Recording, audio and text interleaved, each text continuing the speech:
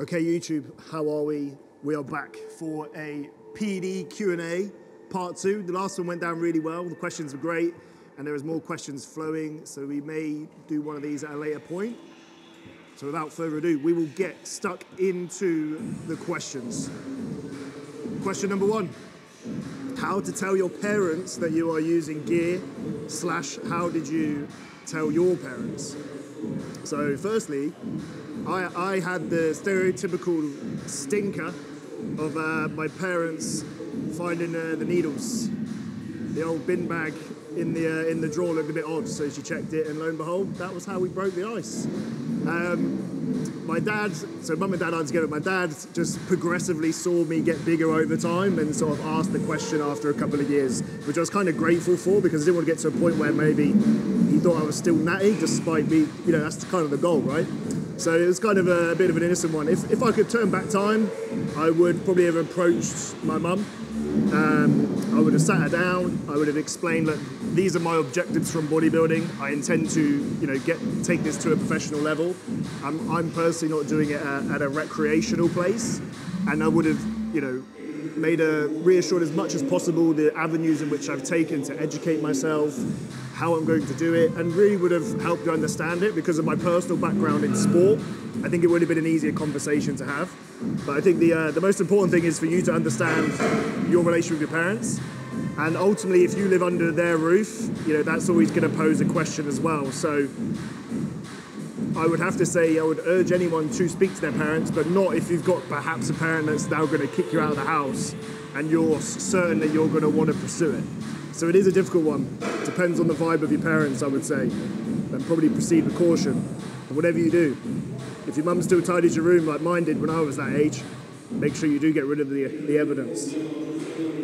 So, that's a cracking first question. Question number 2, which is more about drug deployment itself. So, test prop every day or every other day. So generally speaking, when it comes to test prop, it is going to be out of the system relatively quickly. Every other day would be absolutely fine. Look at your dose over a 7-day period and then distribute it accordingly. So obviously if you're going to do every other day, there's obviously 7 days in a week, you'd work out your dose on what you want to require over a 2-week period, and then you would divide it up, and then that would how you do it.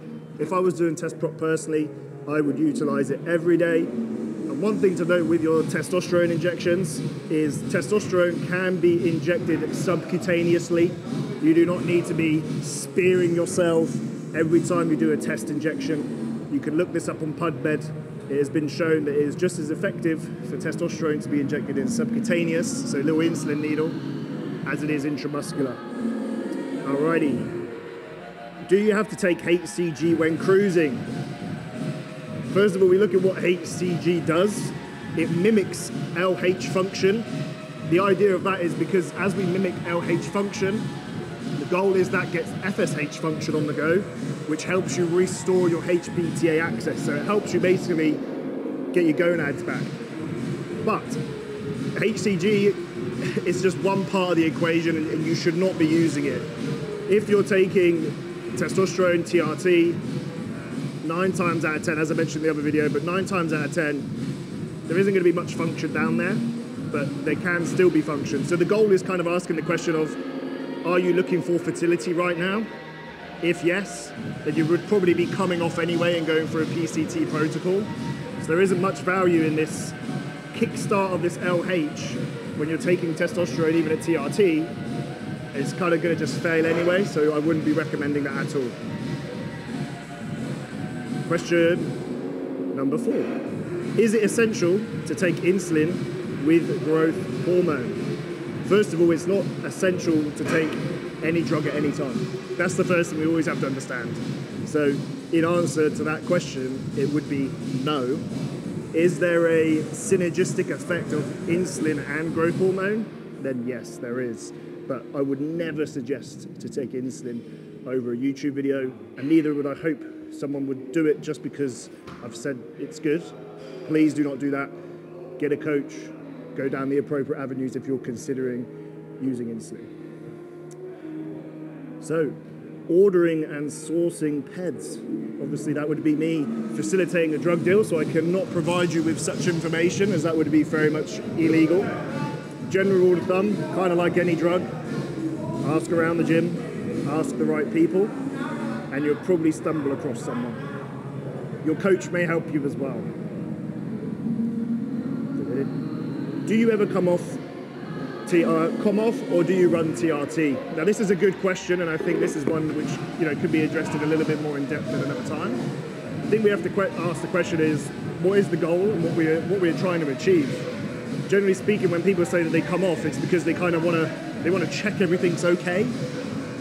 And the other thing is also the deployment of a PCT is radically abused. If you're using a test and anthe, you should not even be beginning your PCT into a minimum of week 8, maybe week 5, depending on how long you've been on for, because testy actually bottlenecks in the system.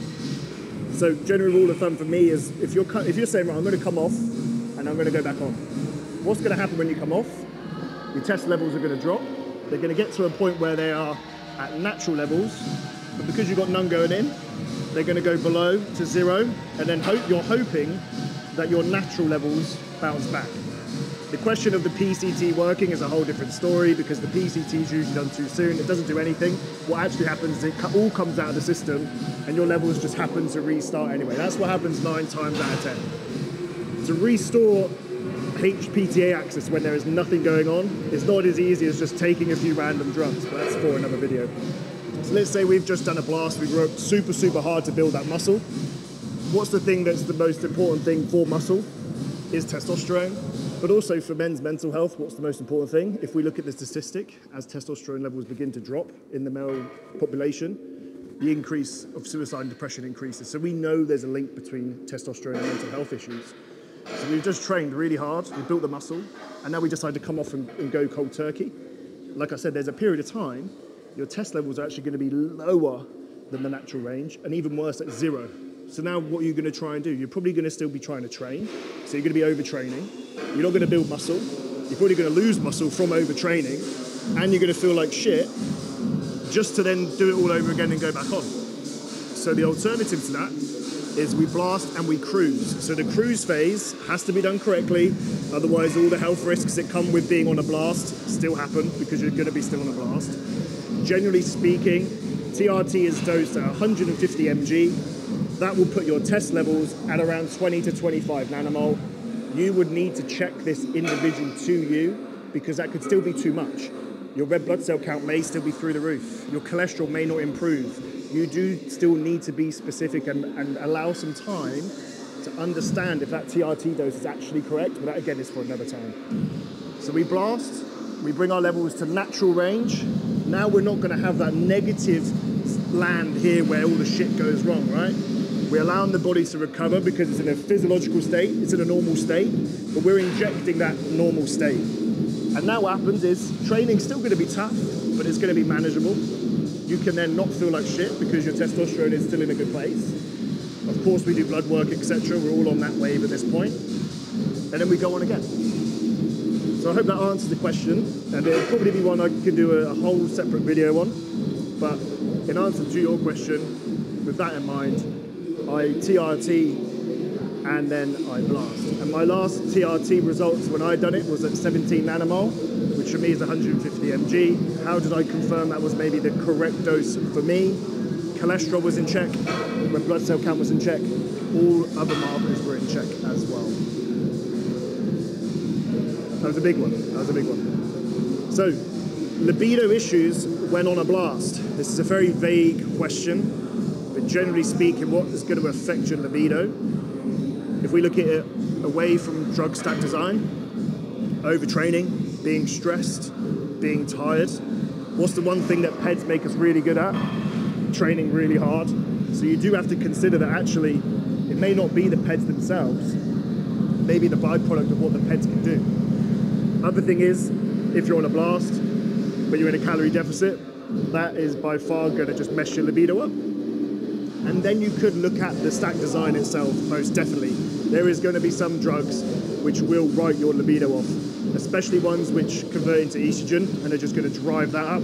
Because we're, at the end of the day, we're messing with hormones. And and hormones do need to be accounted for. So if you are having libido issues and you're perhaps in a surplus and things don't quite make sense, get your blood work done, check your estrogen, and check your prolactin.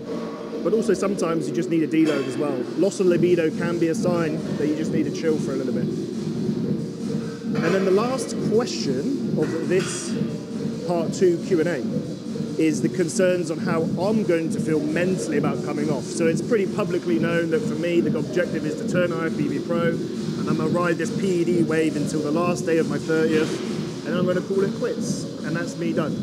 And so the question is kind of like how my concerns about how I'll feel mentally coming off.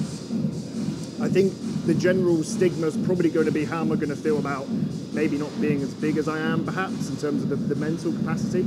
I think very fortunately for me, my disciplines were very much based around performance and never really about my physique.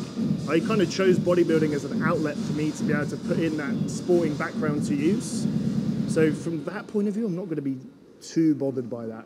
I'm actually probably going to probably feel like the pressure's off a little bit about how I look all the time, because that is obviously what bodybuilding has brought. You know, I'll take a physique shot and I'll be like, nah, my bicep peak needs to be better. So it probably actually takes the pressure off by me not being so focused and goal-driven around becoming an IFBB pro as well. I think that's going to be the biggest relief, is that bit. So mentally, it doesn't really pose a threat to me. I mean, it could be a different story when that time comes. But right now, I think because I've been such in the thick of this like meticulous process of so much sacrifice for it to happen, you know, it's a bit of a different question. Maybe we could revisit this when I'm natty and skinny and weak, and we'll see. So that concludes this episode. I do hope that you enjoyed it. If you did, drop it a like, because it does help this newbie channel grow, and perhaps send it on to a friend as well. And I'll see you on the next one.